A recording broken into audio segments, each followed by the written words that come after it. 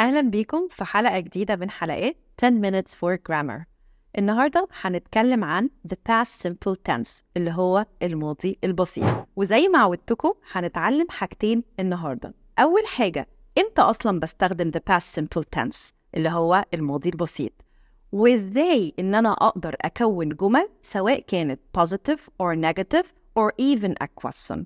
وفي آخر حلقتنا هنعمل كويز بسيط to test what you've learned today. Let's get started.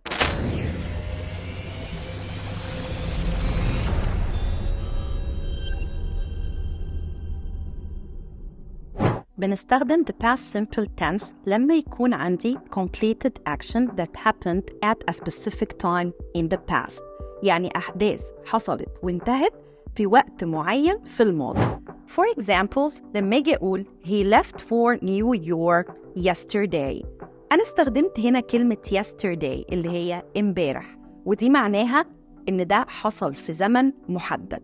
Another example، we ate our breakfast this morning، وبرضو أنا هنا حددت الزمن، قلت this morning. نيجي بقى لتاني نقطة، إزاي نكون جمل في الماضي البسيط، وهنا أنا هبدأ بالpositive sentences. طبعا بنبدأ بحاجة اسمها subject، وبيجي بعد السبجكت the verb، والverb هنا بنضيف له ed، وطبعا ده بالنسبة للregular verbs. إيه هي الregular verbs؟ الverbs اللي أنا مش بغير في شكلها، أنا بس بضيف لها ed.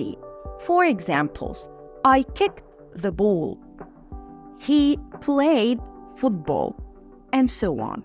ويا ريت نخلي بالنا من نقطة مهمة، في أفعال عندي بتنتهي بإي، فما بينفعش أبداً إن أنا أضيف لها ed. For example، when I have the verb like، ما ينفعش إن أنا أضيف ed، أنا هقاد هنا only d، it's gonna be liked.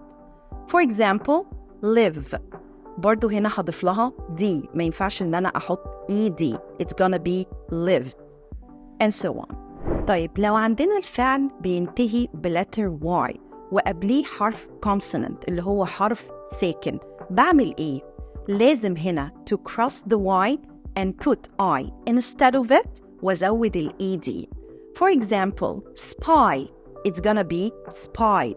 Study، it's gonna be studied. Cry، it's gonna be cried and so on.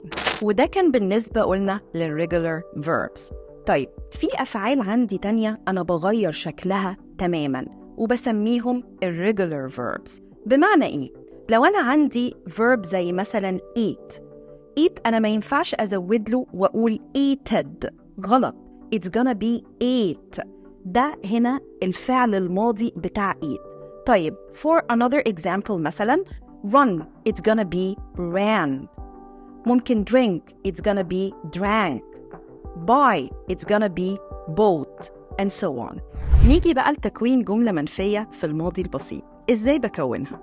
ببدأ بالسبجكت، وبعد كده بحط did، وبعدها not، وبعد كده الverb in the base form.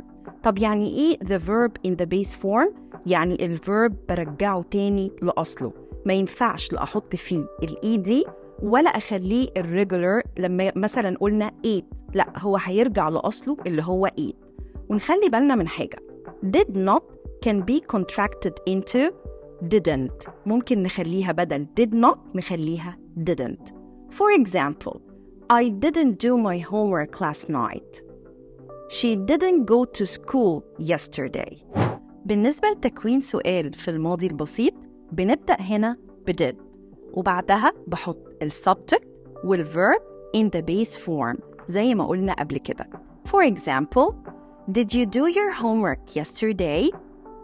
Did he ride his bike last night? وطبعاً في نهاية حلقتنا لازم هنعمل كويز صغير. يلا بينا نبدأ. هقول الجملة ونختار الإجابة الصح. Number 1، I ate my lunch yesterday. برافو عليكم، it's ate.